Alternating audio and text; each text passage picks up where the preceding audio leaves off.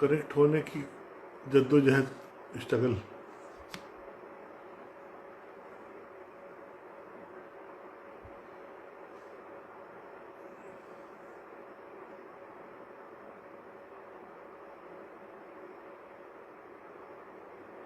रश्मि जी, रोशनी श्रीधर, प्रमोद डिकाटे, सीमा जी,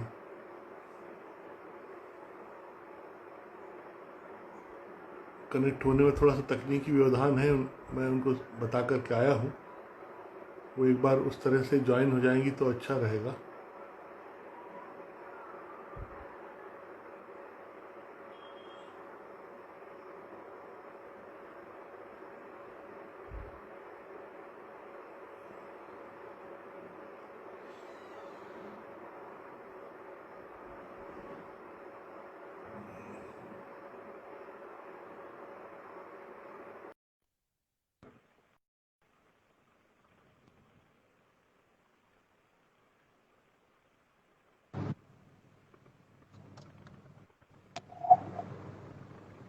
हाँ जी, नमस्कार।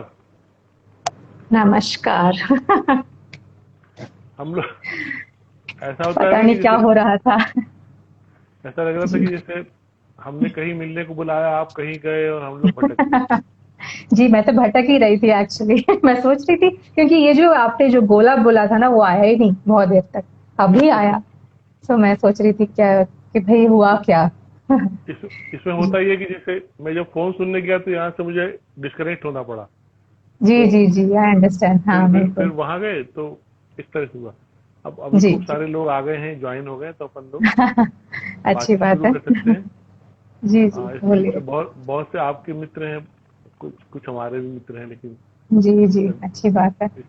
हाँ, आप इसमें स्क्रीन पे आप नाम भी देख सकते हो, जो नाम आएंगे। हाँ हाँ। महालक्ष्मी जी हैं, जी जी। पूजा मनु, अय्यर जी हैं। पूजा। जी आप स्टूडेंट है। पहचान। हाँ, हाँ हाँ। सात्विका है, ये सब आपके पहचान के, हाँ निवेदिता जी, जी जी हाँ। है ना? निवेदिता। तो थैंक यू है ना, थैंक यू। सबको जचिता या सबको जी, थैंक यू। हाँ, थोड़ा सा सबसे पहले आपको धन्यवाद। अरे जी, आप सबकी वजह से ये रागिनी चंद्रशेखर जी भी आ गई हैं। ओह, हेलो सबसे हेलो पहले रागिनी। सबसे पहले आपके हम आभारी हैं कि आप इस कार्यक्रम में आने की स्वीकृति दी।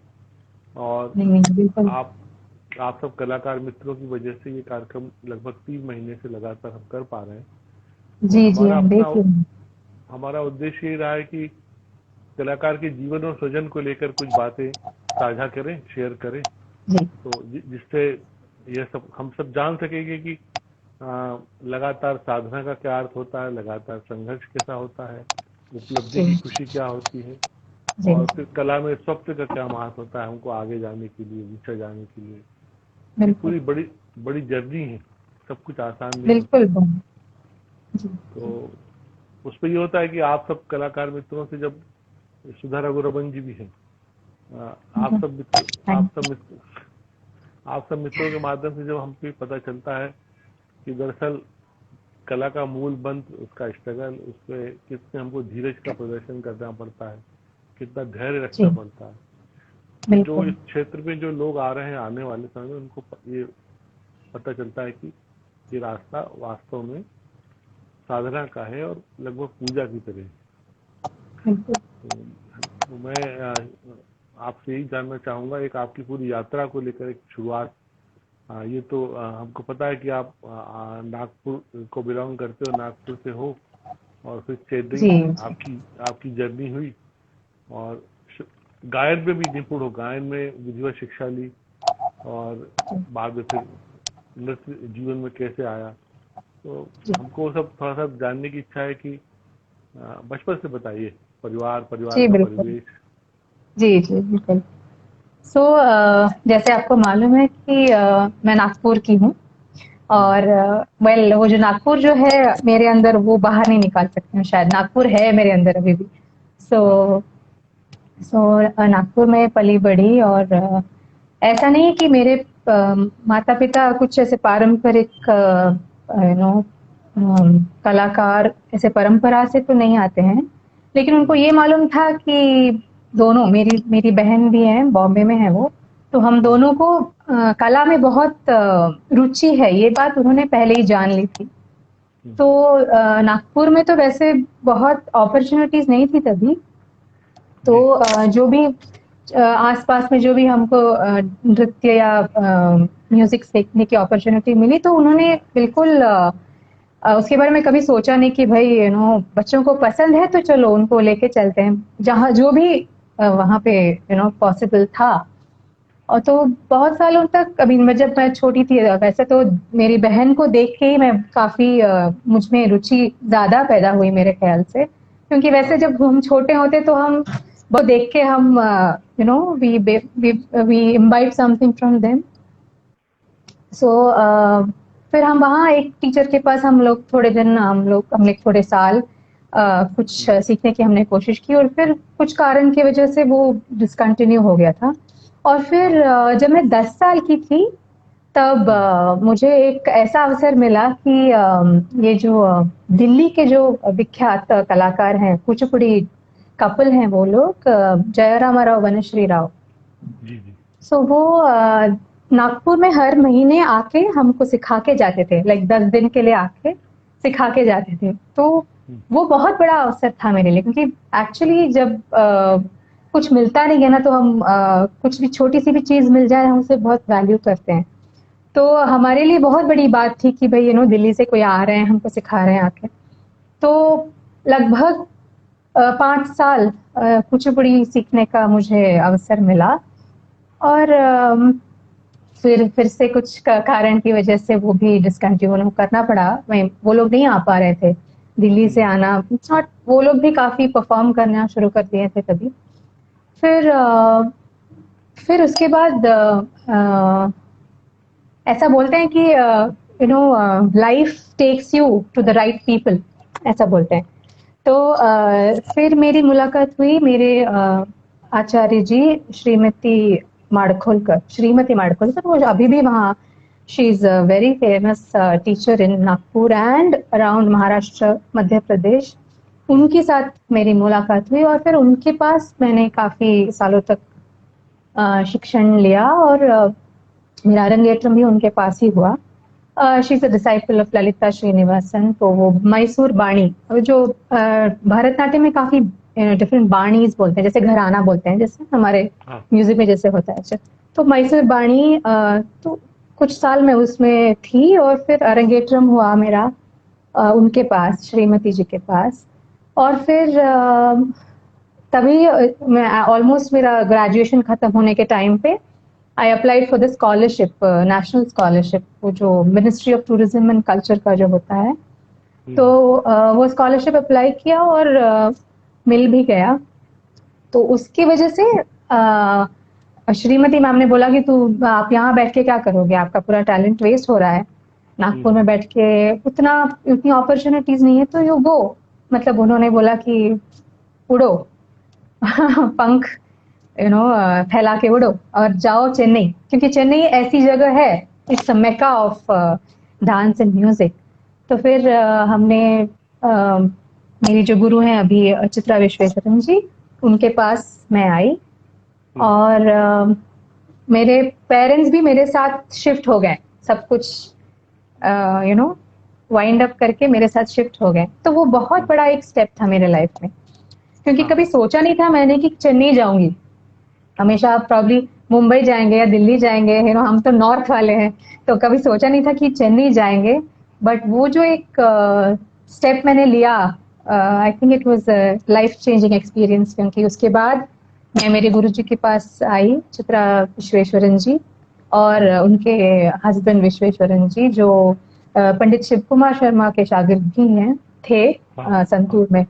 तो उनके पास आई, और इट वॉज ऑलमोस्ट लाइक गुरुकुलवास, मतलब 24/7 म्यूजिक, डांस। तो वही एक ड्रीम था मेरा, और शायद भगवान ने बोला कि चलो ठीक है, so that was the story till I came to Chennai. थोड़ा सा मोबाइल को नीचे कर लो, या आप ऊपर हो जाओ। ठीक है जी जी, ठीक है, ठीक हो, हाँ बिल्कुल ठीक। हाँ हाँ, ओके। तो ये सब करते हुए एक तो ये बात साबित होती है कि माता पिता का बड़ा प्रोत्साहन रहा इस काम में ना। बिल्कुल बिल्कुल। मैं अच्छा। मतलब कभी बोला नहीं है उनको लेकिन हमेशा सोचती हूँ कि उनकी वजह से, बिकॉज माता पिता का प्रोत्साहन नहीं हो तो बहुत मुश्किल है ये सब चीजें। मतलब कर लेते हैं हम लोग, लेकिन वो जब होता है, सपोर्ट होता है, तो बहुत बड़ी बात होती है।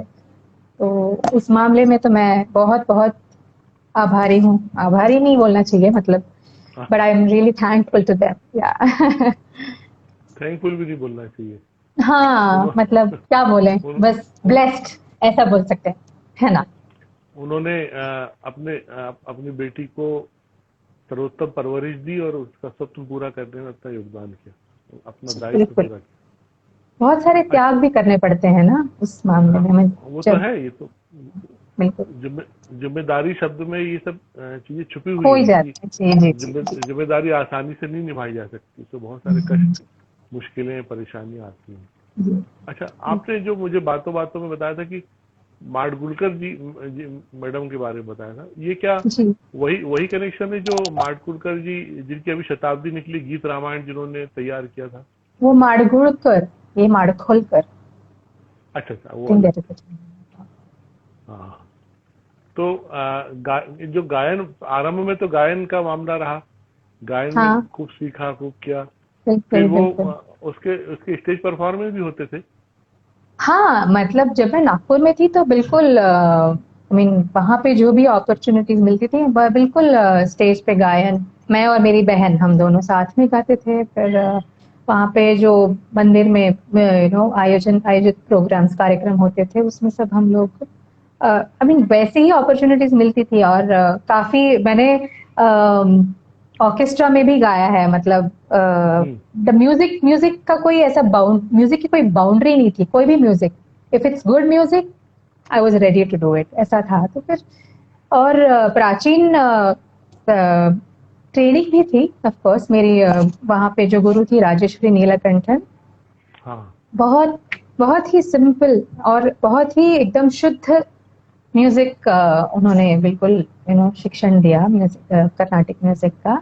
और मेरे माता पिता हमें हर प्रोग्राम के लिए लेके जाते थे। मतलब हिंदुस्तानी हो या नाट्य संगीत हो या कर्नाटिक हो। सो सुन सुन के भी काफी हम सीखते हैं। एक्चुअली सुन सुन के काफी सीख सकते हैं, more than learning straight, lot of observation. बहुत ऑब्जर्व करके हम काफी चीजें सीखते हैं। तो वो भी एक बहुत बड़ा बहुत बड़ा एस्पेक्ट था मेरे लाइफ में कि बहुत सारे सारे प्रोग्राम्स, कभी कुछ भी नहीं छोड़ते थे। कोई भी छोटा सा कार्यक्रम हो, वहाँ पे सप्तक बोल के एक ऑर्गेनाइजेशन है हम्म। नागपुर में, तो वहाँ पे तो रात भर चलती हैं कॉन्सर्ट्स। और शिव कुमार शर्मा जी, हरिप्रसाद चौरसिया जी, पंडित जसराज, जाकिर हुसैन, सब लोग।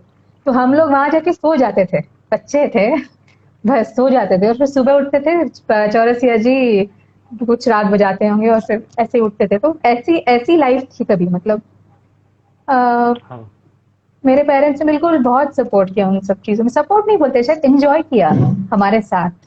तो हाँ, जी वो सब तरह के संगीत से जोड़ना, सब कलाओं से जोड़ना, ये सब अ, एक बहुत बड़ा अपने आप में ऐसा पार्ट है कि जो, जैसे आप बोलते हो ना कि वंशी राव और गुरु रामा राव जी वहाँ से दिल्ली से आते थे, जी तो ये जी सही है कि हमारे शहर में भी जो अच्छे कंसर्ट होते हैं, जो अच्छी आर्ट कल्चर की गतिविधि होती है, अगर हम अपनी जिज्ञासा रखते हैं, रुचि रखते हैं, तो वो सब देखना हम लोगों के लिए उसी तरह है जैसे जी किसी तीर्थ तीर्थ स्थानों में जाकर जो आनंद जी। मिलता है। बिल्कुल बिल्कुल बिल्कुल। मुझे तो याद है कि एक बार जयश्री, बॉम्बे जयश्री जी आए थे।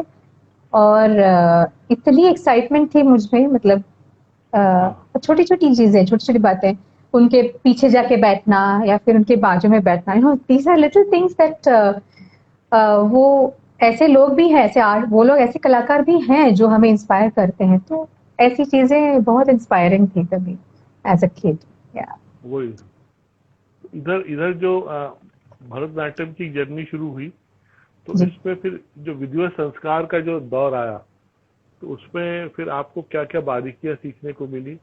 क्योंकि भरतनाट्यम हमारे देश में एक तो दक्षिण से उसकी एक अपनी प्योरिटी है, फिर हम जो दक्षिण से अलग दूसरे शहरों में, राज्यों में, महानगरों में, स्टेट्स में देखते हैं, वहाँ भी आर्टिस्ट अपनी साधना करते हैं, अपना परिष्कार करते जी हैं। जी तो आप तो विशुद्ध उस जगह से थी जहाँ से वो परंपरा समृद्ध होती है पूरी। जी तो जी। उसकी अपनी शुद्धता को लेकर और उसकी कुछ व्याकरण को लेकर कुछ हमको बताइए। अब मैं चित्रा जी के पास जब सीखना मैंने शुरू किया तब ये बात मुझे पता चली कि एक तो वो है वड़वूर रामैया पिल्लई बोल के, जो बहुत बड़े नटवनार थे, मतलब बहुत बड़े आचार्य थे, गुरु थे। हाँ। उनके पास उन्होंने शिक्षण लिया था चित्रा जी ने, और उसके पहले वो एक देवदासी के पास भी सीखे हैं, मतलब टीए राजलक्ष्मी बोल के कलकत्ता में थी। तो उनका जो वो पारंपरिक जो ट्रेनिंग था, उसके साथ चित्रा जी ने खुद का मतलब जो खुद की सेंसिबिलिटीज हैं, आर्टिस्टिक आइडियाज हैं, वो सब मिला के काफी चीजें हमको सीखने को मिली। जैसे क्या बोलते हैं, लाइक जो ट्रेडिशनल जो ग्रामर होता है, ग्रामर तो हाँ। एक तरफ, हाँ, जो व्याकरण बोलते हैं जैसे उसको, तो वो तो एकदम पक्का, हमको एकदम, she is a hard task master. तो ऐसे बिल्कुल छोड़ते नहीं है, मतलब बिल्कुल she will push you to the maximum. So वो जो वड़वूर स्टाइल में जो एक ब्यूटी होती है, तो उसके बारे में उन्होंने काफी चीजें बताई, मतलब बताई नहीं बोल सकते हैं, ये सब एज आई सेड, उनके पास रह के, उनके साथ रह के, लाइक सुबह से शाम तक उनके साथ रह के बहुत सारी चीजें मैंने ऐसे देख देख के वो उसको सोख करने की कोशिश की मैंने तभी, क्योंकि उनके साथ ट्रैवल भी करती थी बहुत, क्योंकि विश्वेश जी के साथ गायन भी किया करती थी। सो ट्रैवलिंग में भी बहुत सीख लेते हैं हम लोग, जब ऑब्जर्व करते हैं कि भाई हर एक स्टेज पे कैसे प्रेजेंट किया जाता है, हर एक ऑडियंस के साथ कैसे इंटरेक्ट किया जाता है, और फिर जब प्रेजेंटेशन को कैसे चेंज करते हैं हर एक ऑडियंस के हिसाब से। वो तो एक बात रही, वो तो प्रेजेंटेशन की बात रही, लेकिन जो सीखने की बात है, वो जो वो मैं आपको ऐसा तो नहीं बोल सकती कि मैंने ये सीखा, but it was a holistic training. मतलब अ, अ, गाना, म्यूजिक, म्यूजिकलिटी। अभी म्यूजिक, अभी ऐसा नहीं कि डांस ऐसा फिजिकल एक्सरसाइज जैसे तो हम कर नहीं सकते हैं, म्यूजिक के साथ करते हैं, तो हमेशा म्यूजिक के साथ उसको कैसे जोड़ के प्रेजेंट करना है, तो उसके लिए काफी सेंसिटिविटी क्रिएट करने की, अवेयरनेस क्रिएट करने की बहुत जरूरत है। तो वो सब चीजें वहां से सीखने को मुझे मिली, क्योंकि इट्स नॉट इनफ कि भाई हम गाते हैं, हम डांस करते हैं, लेकिन दोनों का जब मिलन होता है तब वही कला होती है। हाँ। हाँ। It's not, it can not be two things separately. तो जब वो, तो उसके लिए साधना करते ही रहना पड़ता है, मतलब go on practising practising practising. तो ऐसा जमाना था कि टाइम, खाना पीना, किसी के बारे में कुछ सोचते ही नहीं थे, बस सुबह से शाम तक यही काम था तभी। तो that was a training period, बिल्कुल। एक तो या ये था कि जब आपको गुरु बता रही हैं तब आप उनके बताए अनुसार नृत्य करके अभ्यास कर रहे हो। जो भी समय आपका है, 2 घंटे 4 घंटे, कुछ बार भी दिन भर में। फिर कभी कभी ये भी होता है कि जब गुरु स्वयं नृत्य कर रहे होते हैं अपने अपने रियाज के लिए, जी, तो फिर क्या आप उसके भी साक्षी बनते हो? बिल्कुल बिल्कुल, बहुत। और उसमें तो इतनी सारी चीजें सीखने को मिलती हैं। इनफैक्ट चित्रा जी हमेशा बोलती थी कि मैं जब रियाज करी तो आप सब बैठिए, आप बैठ के देखिए, आप मुझे बताइए कि ठीक है या नहीं है, मतलब ऐसी जो, ऐसा जो क्या बोलते हैं उसको, एक गिव एंड टेक बोलते हैं जैसे, तो वो तो हाँ। वो बहुत बड़ी बात है, क्योंकि हमारे लिए बहुत बड़ा लर्निंग प्रोसेस होता है ना, when we see somebody, and हम क्या कर सकते हैं और क्या नहीं कर सकते हैं, नहीं करना चाहिए, ये चीजें भी हम सीखते हैं नो एज वी वॉच। सो हाँ। ऑब्जर्वेशन में काफी काफी चीजें हैं। रियाज जब करते हैं वो लोग, तो वो देख के इंस्पायर भी होते हैं, फिर उसके बाद हमको नींद नहीं आती है, नो ऐसे सब फेजेस हुए हैं कि घर आने के बाद उसके बारे में ही सोचते रहते हैं, नो ये सब एक पागलपन है एक्चुअली। सो थे हम पागल। सो आई शुड से जी अच्छा, जब आपने नृत्य करना मंच पर शुरू किया जी उसका कोई कोई यादगार कुछ हो तो बताइए। पहली परफॉर्मेंस, कुछ यादगार पहली परफॉर्मेंस। परफॉर्मेंस पहली परफॉर्मेंस तो यहाँ पे एक छोटे से मंदिर में हम्म। हुई, और वो तो हमेशा it will always be special, क्योंकि पहली परफॉर्मेंस थी। और विश्वेश जी जो चित्रा जी के हस्बैंड हैं वो थे, उन्होंने गायन किया। सो वो सबके लिए नहीं करते थे, वैसे हम सभी स्टूडेंट्स के लिए होता नहीं था, लेकिन शायद मैं उनके पास गायन भी सीखती थी, इसलिए वो एक स्पेशल बॉन्ड था हमारे हमारे बीच शायद। सो वो फर्स्ट परफॉर्मेंस बहुत अच्छे से याद है। और फिर वैसे तो काफी every day was a different learning experience. एक बात मुझे अच्छे से याद है, लाइक अभी नागपुर में जब मैं थी तब मैंने खजुराहो फेस्टिवल के बारे में बहुत सुना था, देखा भी था।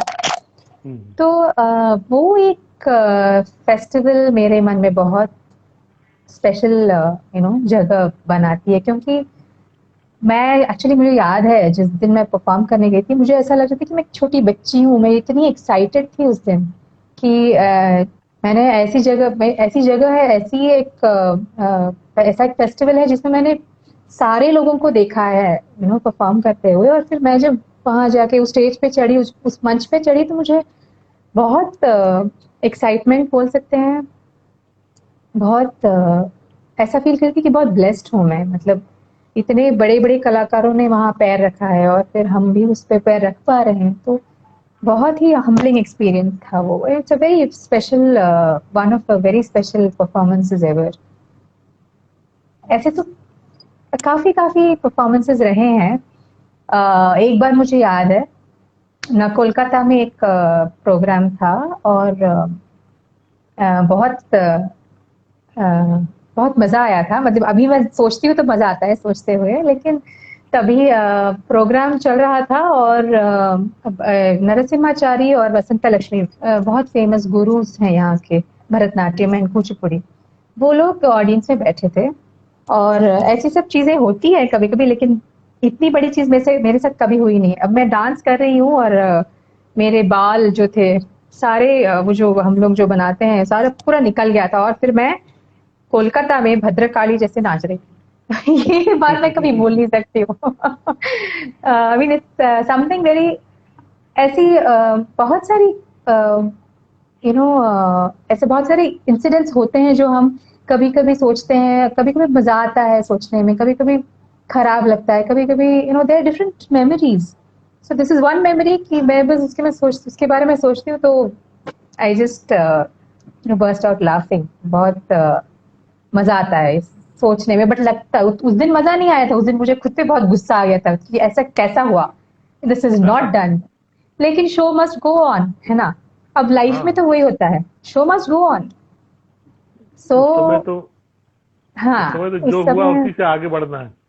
बस तो फिर मैंने सोचा चलो कोलकाता में है, बस चले लगे रहो। जी जी। वाह वाह। अच्छा, ये अब एक बात पूछना चाहूंगा कि जीवन में संगीत और नृत्य आया तो इसमें उमा उमा के व्यक्तित्व को गढ़ने में किसने की भूमिका अदा की?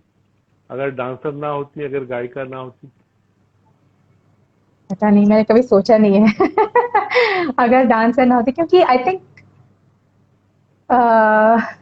मेरी आइडेंटिटी ही डांस और म्यूजिक ही है। मैंने कभी सोचा नहीं कि अगर मैं ये ना करती तो क्या होती। नहीं, होता है ना, अ, कला जीवन में जीवन को कला किस तरह गढ़ती है, एक पूरी पहचान देती है, पूरी पर्सनालिटी जी देती है, जी, बिल्कुल कॉन्फिडेंस देती है। उस तरह से बिल्कुल सोचा है कभी कि ये नृत्यांगना बनना अच्छा रहा? बिल्कुल संगीत। सोचा है, क्योंकि हाँ हाँ बिल्कुल, क्योंकि एक्चुअली देखो तो नृत्यांगना बनना इज एक तो वो तो एक प्रोसेस है। फर्स्ट ऑफ ऑल पहले तो हम स्टूडेंट होते हैं, और फिर चीजें सीखते हैं। एक्चुअली डांसर जब स्टेज पे होती है तो मैं ऐसा बोलूंगी कि शी इज अ मल्टीटास्कर और multitasker, however you may call it. क्योंकि डांस करते करते डांस के बारे में भी सोचना है, अभिनय के बारे में भी सोचना है, म्यूजिशियंस जो गा रहे हैं, गलती हुई तो उसके बारे में भी सोचना है, अगर गलती की तो हम गलती की है ऐसे दिखा भी नहीं सकते हैं। और फिर लाइट्स होते हैं, और फिर पीपल लोग आते जाते रहते हैं, उठते हैं बैठते हैं, कितनी सारी चीजों के तरफ ध्यान देना पड़ता है। So I think it's in a way it's like you are actually crisis management काफी सीख लेते हैं हम इन चीजों में जब स्पेशली परफॉर्मेंस जब करते हैं तब काफी चीजें हमें वहां करनी पड़ती हैं। अभी कुछ भी हो, जैसे मैंने बताया कि बस वो बाल निकल गए तो क्या कर सकते हैं, you just have to go on as if कुछ हुआ ही नहीं है, चलो। So mentally also you become very strong, मतलब कुछ भी हो बस चलते रहो चलते रहो, तो वो जो स्ट्रेंथ आती है ना, वो अजब स्ट्रेंथ है, बस I don't know how to explain it, क्योंकि वो strength first of all physically बहुत स्ट्रेस करना पड़ता है, because you are actually doing a physical exercise, physical exercise मतलब इट्स लॉट ऑफ काफी उसमें फिजिकली काफी ये करना पड़ता है, उसके उसके ऊपर इमोशनल योर जो we are talking about the अभिनय, तो इमोशनल पार्ट भी होता है, तो वो एक्चुअली वैसे लाइफ में भी रिफ्लेक्ट हो जाता है, वो जो स्ट्रेंथ आ जाती है वो पता नहीं कैसे, बस मेरा मतलब वो एक्सपीरियंस रहा है कि जीवन में भी वो अप्लाई हो जाता है ऑटोमेटिकली, वो एक पता नहीं, दैट्स माय एक्सपीरियंस या। सुधा रघुरमन जी ने लिखा है आपके लिए एक्ट्रेस। अच्छा, थैंक यू अक्का, काफी क्योंकि वो लोग, थैंक यू वेरी मच या। वो आपको जिस तरह से हम लोग बात करते सुन रहे हैं, तो हमको ये लगता है कि कॉन्फिडेंस लेवल गजब का है। पता नहीं, बस इसके पीछे क्या बात है? कॉन्फिडेंस से ज्यादा मैं कहूंगी कन्विक्शन है, कि विश्वास है कि ये चीज जो है हम कर रहे हैं बिल्कुल सही है, क्योंकि गलत नहीं लगती है, मतलब यू नो दैट हम सही डायरेक्शन में जा रहे हैं, हम एक कला को संपूर्ण रूप से उसको सीख कर, उसको कैरी फॉरवर्ड करके उसको बांट रहे हैं, सिखा रहे हैं, तो वो एक कन्विक्शन है बस, मतलब कि भाई नहीं, मैं जो कर रही हूँ सही है, मतलब ऐसा नहीं कि गर्व के साथ, बट मैं जो कर रही हूँ अच्छे के लिए कर रही हूँ, अच्छी चीजें अच्छे लोगों के लिए, अच्छे लोगों के बारे में अच्छा ही सोच रहे हैं और अच्छी चीजें हम बांट रहे हैं, इसमें गलत तो नहीं, कुछ हो नहीं सकता है, तो फिर I think it's just conviction कि भाई we are in the right direction, बस that's all I would say. कई बार ऐसा होता है ना, अपन अच्छा भोजन बनाओ, कोई एक हाँ मसाला रह जाता है, वो हमको ही मालूम होता है कि हमसे ये छूट गया है, जी लेकिन जी फिर जी भी हम उसको उस समय कैसे केयरफुली चला ले जाते हैं। जी कोई परफॉर्म हो रहा है, उसमें लगता है कहीं कुछ छोटा मोटा कुछ एरर आ गया है, लेकिन वो हम ही जी को मालूम होता है। जी बिल्कुल। पायलट भी अगर हवाई जहाज चला रहा है, छोटी मोटी खराबी आएगी तो वो नहीं बताएगा, वो पहुंचा देगा बिल्कुल, नहीं आपको तो सब जगह लोग डर जाएंगे ना। पे। बिल्कुल। ये यस आपके यस। आपके मित्र हैं, इन्होंने लिखा है लास्ट माविलापल्ली। हाँ इन्होंने लास्ट ईयर। हाँ। इन्होंने लिखा है कि वसंत लक्ष्मी जी says your dance was divine, so not to worry about your hair.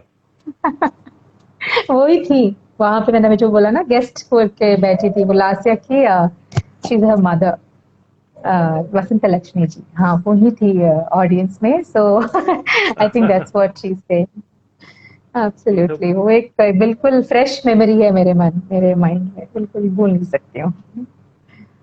लेकिन ये अवसर वाकई में बहुत दिलचस्प होते हैं, जो कोई ना कोई प्रेरणा बन के हमारे साथ जी चलते हैं।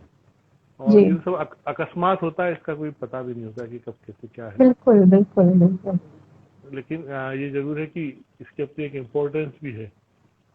आपकी अपनी नृत्य प्रस्तुतियों में आपने कुछ विशेष रूप से कुछ रचनाएं भी तैयार की शुद्ध नृत्य के अलावा? शुद्ध नृत्य के बेसिस पर ही किया है, लेकिन एक बार मैंने जो मराठी अभंग होते हैं, एक पूरा प्रोडक्शन किया था मराठी अभंग के ऊपर, बट कब 2006 की बात है। तो शायद आई मीन छोटे छोटे भजन या फिर छोटे छोटे अभंग लेके किया जाता था, लेकिन मेरे ख्याल से पूरा प्रोडक्शन पता नहीं मुझे किसी ने किया होगा, लेकिन मेरे लिए तो बहुत पहली बार मैंने ऐसा कुछ किया था, क्योंकि अभंग ऐसी आपको आपने सुना होगा अभंग के बारे में। तो अभंग तो ऐसे गीत हैं जिसमें वो भरतनाट्यम का पैटर्न तो नहीं होता है, बस ऐसे ही गाने हैं। वो तो भक्ति भक्ति गीत हैं एक्चुअली, जो हाँ बिल्कुल। वारकरी संप्रदाय में जो सेंट जो संत लोग थे उन्होंने गाए हैं, उन्होंने विठल के बारे में गाए हैं ये गाने। तो वो उसका जो कोई फॉर्मेट तो होता नहीं है, तो उसको लेके मैंने वो भरतनाट्यम के फॉर्मेट में थोड़ा सेट करके वो प्रेजेंट किया था बहुत साल पहले, उसको संतवाणी बोल के। तो उसके सारे गाने अभंग पे बेस्ड थे। और उसमें एक दो गाने के लिए मैंने ट्यून भी मैंने ही किया था। तो ऐसी सब चीजें। फिर उसके बाद वैसे मैंने पारंपरिक डांस से मैं बहुत हटके नहीं गई हूँ, क्योंकि मुझे उसमें बहुत विश्वास है कि जो हम कर रहे हैं उसमें कुछ चेंज लाने की जरूरत तो है नहीं, क्योंकि वो कंप्लीट है।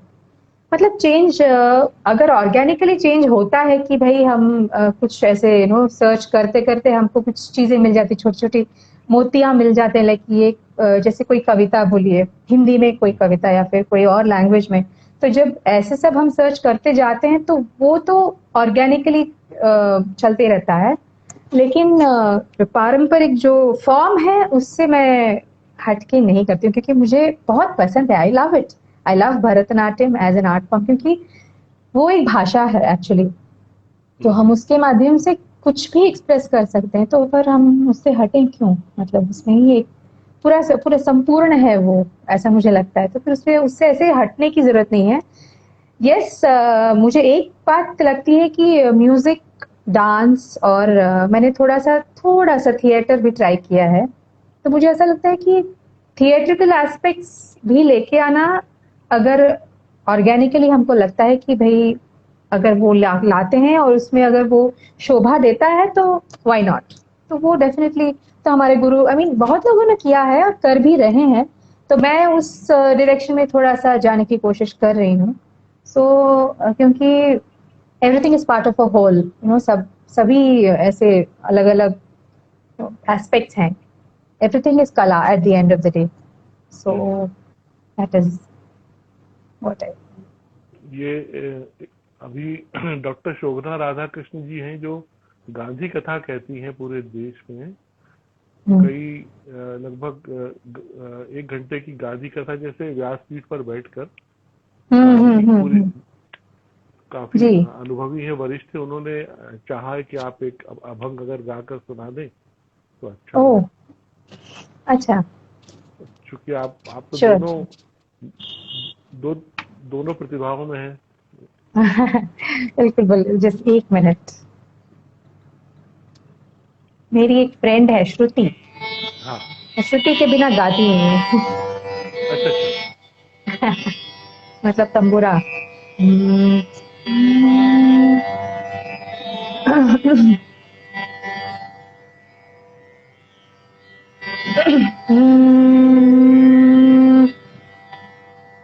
पांडुरंग कांती दिव्य तेज झलकती, पांडुरंग कांती दिव्य तेज झलकती, रत्नज्ञ फाकती प्रभा, अगणित लावण्य तेज पुंजाले, नवनवे तिची शोभा, कानडाव विठ्ठलू करनाटकू, कानडाव विठ्ठलू करनाटकू, येणे मज लावी अलावे दू, खोळबुंदी घेऊन कुणाची पालवी, आळवल्यानी दिसाधू, कानडाव विठ्ठलू करनाटकू, येणे मज लावी अलावे दू. बहुत सुंदर।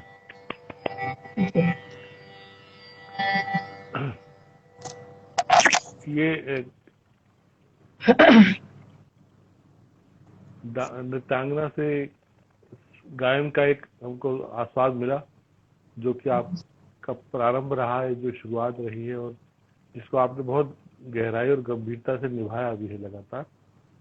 इधर ये जो आजकल हमारे पूरे नृत्य के क्षेत्र में देखा जा रहा है कि म्यूजिशियनों के साथ नृत्य करना, अब कहीं कहीं जाना बड़ा कठिन होता जा रहा है। तो सब बहुत से कलाकारों ने सीडी एक माध्यम अपनाया है कि उसमें कुछ रिकॉर्डिंग करके ले आते हो।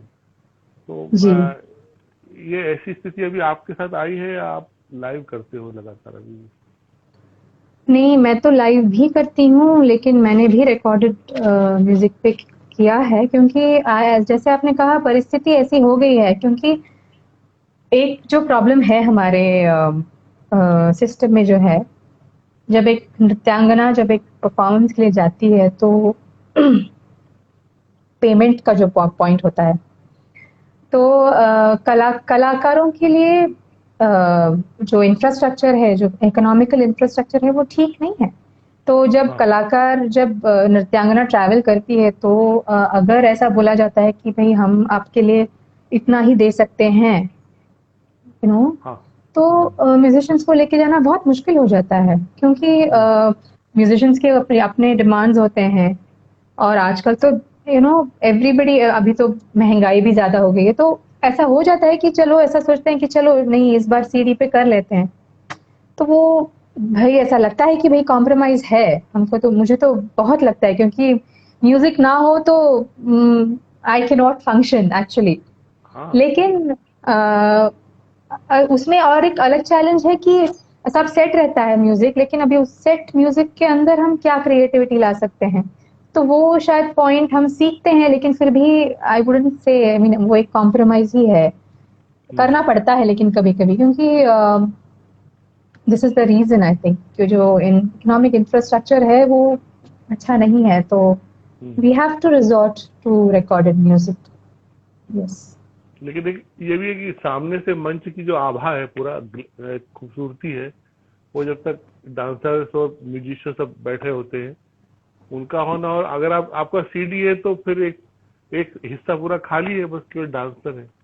बिल्कुल। अरे हमको तो ऐसा लगता है कि हमारा एक हाथ कट गया हो, मतलब बिकॉज वी सो यूज, मतलब वो म्यूजिशियंस के साथ एक जो रागानुराग बोलते हैं, जो एक एक इंटरेक्शन होती रहती है, तो वो नहीं होती है, और ऐसा लगता है कि हम अकेले हैं स्टेज पे। मतलब अभी ऐसा बोल सकते हैं कि हम पूरे डिपेंडेंट हैं म्यूजिक पे, डिपेंडेंट है, म्यूजिशियंस पे भी डिपेंडेंट है, क्योंकि वो जो लाइव का जो एक वो जीवन होता है ना एक परफॉर्मेंस में, वो बिल्कुल नहीं आता है सीडी में। बिल्कुल लाइव की लाइवनेस। जी बिल्कुल। ऐसा लाइव नहीं, बट एक्चुअल लाइव। यस। या इससे भी कई बार कंफ्यूजन हो जाता है। या बिल्कुल बिल्कुल। सो कॉम्प्रोमाइज करनी पड़ती है, लेकिन क्या करें, अभी टाइम्स के साथ हम लोग भी we are trying to go ahead. लेकिन ये प्रॉब्लम मैंने बहुत नॉर्थ में ज्यादा नहीं देखी है, क्योंकि सारे लोग मोस्टली म्यूजिशियंस के साथ ट्रैवल कर लेते हैं। अभी पता नहीं वो कैसा होता है यहाँ पे, तो हमें बहुत बार बहुत मुश्किल होती है, हर बार म्यूजिशियंस को लेके जाना पॉसिबल नहीं होता है। और ऑर्गेनाइजेशंस भी पे करने के लिए रेडी नहीं होते हैं सारे लोग, उनको लगता है आप आइए, आपको हम लोग स्टेज दे रहे हैं, आप डांस करके जाइए।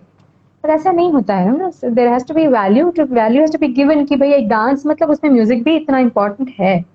तो इट्स लाइक वहां पे एक एनर्जी क्रिएट हो रही है डांसर और म्यूजिशियंस के बीच में, तो इट्स अ टीम वर्क। तो जो लोग समझते हैं वो उसके हिसाब से दे विल पेमेंट या फिर उन चीजों के बारे में ज्यादा डिस्कस नहीं करते हैं। कुछ लोग बोलते हैं कि नहीं भैया, आपको स्टेज दे रहे हैं, आप आइए, करना है तो कीजिए। तो फिर ऐसा कई इट्स बार वेरी सैड। हाँ एडजस्ट करना पड़ता है। दूसरा ये भी है कि हाँ अब संगीतकार भी जो है वो भी साथ चलना चाहते हैं, वो अब रेल से नहीं आना चाहते। जी। ओ या, वो तो अगला पॉइंट है। वो तो क्योंकि सारे लोग बिजी हो गए हैं, सारे लोग म्यूजिशियंस इवन मुख्य कलाकार से ज्यादा संगीतकारों के पास अवसर है। ज्यादा। जी बिल्कुल बिल्कुल, मैं तो वो बोलूंगी काफी, आई मीन अच्छी बात है, सभी लोग बिजी रहे, लेकिन एक्चुअली मेन आर्टिस्ट से ज्यादा कंपनी आर्टिस्ट काफी बहुत बिजी हैं। अच्छा, it's nice, it's good that they are busy. So इसकी वजह से we have to make adjustments, और काफी काफी लोग, काफी सीनियर लोग भी होते हैं जिनके प्रोग्राम्स होते हैं वन आफ्टर द अदर, तो फिर क्या करें? सो फिर we have to accordingly change our ways, थोड़ा सा ऐसा, मतलब ऐसी ऐसा रास्ता है, थोड़ा अलग रास्ता ले लें, बस करना पड़ता है। बट बहुत दुख होता है जब हमको लाइव म्यूजिशियंस के साथ कॉम्प्रोमाइज करना पड़ता है, बहुत खराब लगता है, लेकिन hmm. It's part of the learning process, ऐसा बोल सकते हैं। या अनुपमा कैलाश जी है, आप जानती हैं। नमस्ते अक्का। या आ, यस ऑफ आप कोर्स। आपको याद कर रही हैं। Hello Sunil ji, Uma ji, good thank to you listen. Everyone, thank you everyone Anupama ji for भी बीइंग हमारे हियर। कार्यक्रम में आ चुकी हैं, बहुत अच्छे से जी जी बातचीत किया था। जी, और अच्छा। मेरी मजबूरी है कि मैं अंग्रेजी नहीं जानता, तो मैं आप सबको मजबूर करता हूँ कि आप हिंदी में बोलिए। नहीं, मैं तो पहले टेंशन में थी, मेरे मुंह से हिंदी निकलेगी या नहीं, आपको देख के फिर मैंने सोचा ठीक है चलो चलते हैं, मतलब। But I am very happy कि बिकॉज हिंदी हमेशा is very special for me, क्योंकि वहां पे पली बड़ी हूँ, सो फिर हिंदी तो बिल्कुल इट्स लाइक रियल लैंग्वेज। तो फिर भी बीच बीच में अंग्रेजी आ ही रही है, देखिए। आपको तो कम से कम 5 भाषाएं आती होंगी, हाँ। है ना? हाँ, जी मराठी आती होगी, हिंदी आती है, अंग्रेजी आती है, जी तमिल आती है। जी, और मलयालम, आई एम मलयाली, सो हाँ, तो देखिए ना। हाँ। अच्छा, इधर ये इन सब के साथ साथ और आपके क्या रुचियां क्या क्या हैं इससे अलग? जब जब नृत्य नहीं कर रहे होते, तो क्या किन एक्टिविटीज में रुचि लेना इंटरेस्ट है? हाँ, जैसे मैंने कहा, मुझे अभी थिएटर में थोड़ा इंटरेस्ट आने लगा हाँ, है। वो मैं सो जानना मैं, चाहता हूँ कि वो कब कब से हाँ, हुआ है ये? वो शायद 2 साल पहले। मुझे थिएटर में हमेशा इंटरेस्ट था, लेकिन कभी अपॉर्चुनिटी वैसे मिली नहीं कि भाई उसको एक्सप्लोर किया, क्योंकि एक्चुअली वैसे देखो तो हम जब एक कला को लेते हैं ना, तो उसमें हम पूरी लाइफ उसमें डाल देते हैं, क्योंकि एक लाइफ टाइम भी इट्स नॉट इनफ वो कला जानने के लिए। एक एक जन्म भी is not enough for us, कितनी सारी चीजें सीखने के लिए। सो इतने साल मैं उसी में पूरी श्रद्धा के साथ उसी के अंदर I was completely delve deep into it. और फिर अभी 2 साल पहले एक अपॉर्चुनिटी मिली, गौरी रामनारायण जी बोल के हैं यहाँ पे, she is a playwright. हाँ, मैं तो जानता हूँ। उनके, वो टू थिएटर करती है अंग्रेजी में, और जी जी जी जी, अंग्रेजी नाटक उन्होंने कुछ किए हैं। हाँ। तो उनके साथ मैंने एक प्ले में पहली बार डायलॉग्स के साथ I did a show, I did a play with her, Mahabharat के ऊपर बेस्ड था। हम्म। उसके बाद उस फील्ड में जाने के बाद वी बालकृष्णन बोल के एक हैं, उनके प्रोडक्शन में म्यूजिक भी उसमें दिया था। तो ये सब ऐसे छोटी छोटी चीजें ट्राई कर रही हूँ, क्योंकि आई, एज आई सेड, सारी चीजें एक कला दैट उसके अंदर समा जाती हैं, मुझे ऐसा लगता है। तो फिर इट्स ऑल द सेम, एक ही चीज, एक ही चीज हम अलग तरीके में दिखा रहे हैं। तो मुझे ऐसा वो एक चैलेंजिंग लगा मुझे कि dialogues come to the stage. अभी स्टेज पे आती हूँ तो ऑटोमेटिक मेरे हाथ पैर हिलने लगते हैं। अभी थिएटर में तो वो नहीं कर सकते हैं, थिएटर में तो बिल्कुल you have to speak, dialogues याद रखने पड़ते हैं। तो मेरे लिए एक चैलेंज था वो, मतलब। So it was nice. तो अभी वो फिलहाल थोड़ा सा ट्राई कर रही हूँ। So apart from traditional dancing which is what is dear to me, most dear to me, तो वो भी है। और फिर गायन भी मैं कुछ फ्यू परफॉर्मेंसेस के लिए गा लेती हूँ, डांस परफॉर्मेंस के लिए गाती हूँ। And so this is basically it, मेरा ये तीनों के बीच में चलता रहता है। और फिर अगर ये नहीं है तो I try to become a mother, hmm. which is a 24/7 job. मेरी बेटी है, और so this is art and life, चलते रहता है। That's how it goes.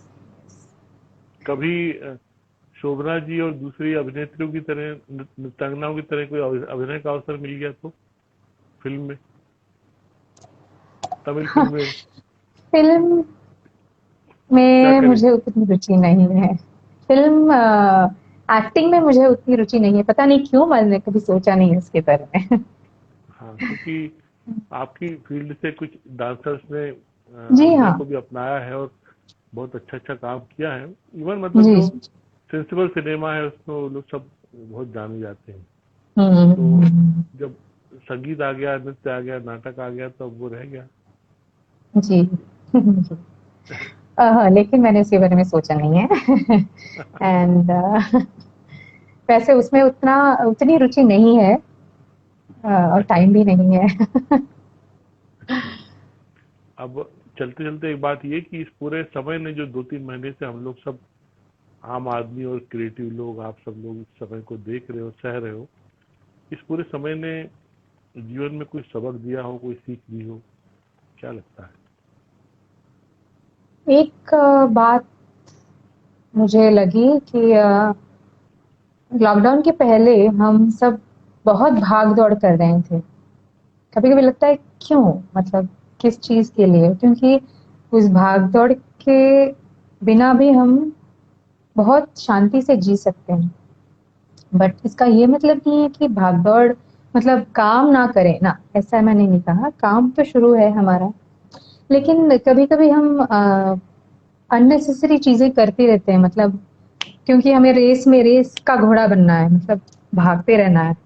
तो वो जो एस्पेक्ट मुझे लगा कि नहीं, उसकी जरूरत तो है नहीं, मतलब रेस का घोड़ा बनने की जरूरत नहीं है, लेकिन जो हम कर रहे हैं श्रद्धा के साथ करें तो वो उसका जो ऑर्गेनिकली जो वो जैसे ग्रो होना है वो तो होगा ही, मतलब। सो वो एक बात मुझे लगी। और एक बात, बहुत सारी हम जो चीजें खरीदते हैं ना, वो बहुत अननेसेसरीली खरीदते हैं, वो भी मैंने मुझे ऐसा लगा कि ये भी एक लेसन हमने सीखा है कि भाई नहीं, अननेसेसरी विल बी बहुत खर्चा हो जाता है कभी कभी, तो मैं सोची हाँ ये भी एक बात मुझे बहुत सही लगी। I mean honestly I am telling you कि हो जाता है, हम सोचते नहीं है कभी कभी। तो हम्म। ये सब चीजें सीखने को मिली। और एक बात बहुत फर्मली मुझे एक समझ में आई कि हम पूरी श्रद्धा के साथ और कंसिस्टेंसी के साथ अगर एक चीज हम करते रहते हैं तो उसका जो फल मिलेगा वो आज नहीं पता चलेगा शायद, मतलब, लेकिन it will definitely show many years later. अभी अब एज अ नृत्यांगना मुझे ये नहीं इम्पोर्टेंट है कि मैं क्वांटिटी में बहुत सारे परफॉर्मेंसेस करूं, लेकिन कितने सालों तक करूंगी वो बहुत इम्पोर्टेंट है। तो उसके लिए जो बॉडी के तरफ ध्यान देना है, योगा, योगा में काफी मुझे इंटरेस्ट है, तो योगा करना, meditation, all those things will help you to actually तुम्हारा जो कलाकार का जो लाइफ है वो इंक्रीज कर सकते हैं, इंस्टेड ऑफ बहुत सारे प्रोग्राम कर करके पूरा बर्न आउट होने के होने से कोई मतलब नहीं लगता है मुझे। तो I thought that is a very important lesson I learn कि भाई आराम से, जैसे हम जब खाना बनाते हैं तो स्लो लो जब रखते हैं ना, सिम में रखते हैं तो अच्छा बन जाता है खाना। अगर ज्यादा रखे तो जल जल जाता है ना, तो वैसे तो बहुत ज्यादा उसको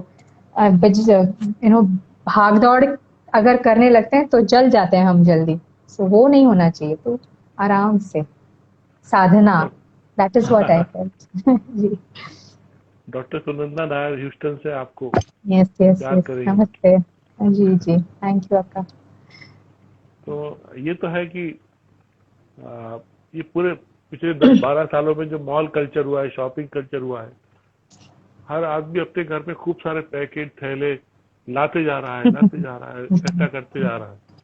और ये 3 महीनों ने हमको ये बता दिया कि आप 3 कपड़े पहन के रहो, आपको कोई चॉइस ही नहीं है, आपको अलमारी से कपड़े निकालने की इच्छा नहीं होती।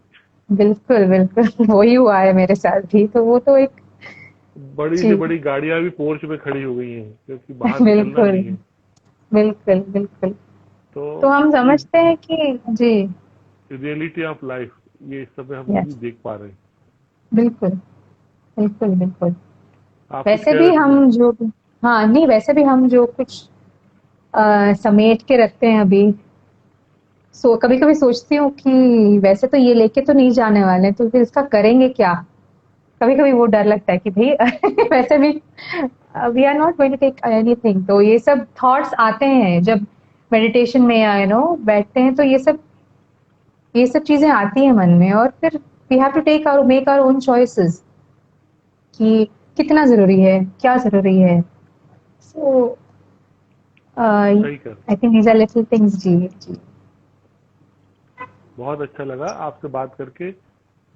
एक पूरे एक जर्नी को हमने जाना, एक कला को जाना, व्यक्तित्व को जाना, स्वभाव को जाना। और मैं बहुत बहुत आभारी हूँ आपका भी, और आपके इतने सारे मित्र अभी इस समय इस कार्यक्रम के साथ जुड़े हुए हैं, और मेरे भी जो साथी जुड़े हुए हैं, सबके प्रति आभार। बहुत बहुत धन्यवाद, बहुत सारी बहुत शुभकामनाएं। धन्यवाद। Thank you Sunil ji, thank you for calling me, thank you friends for joining us. बहुत बहुत धन्यवाद।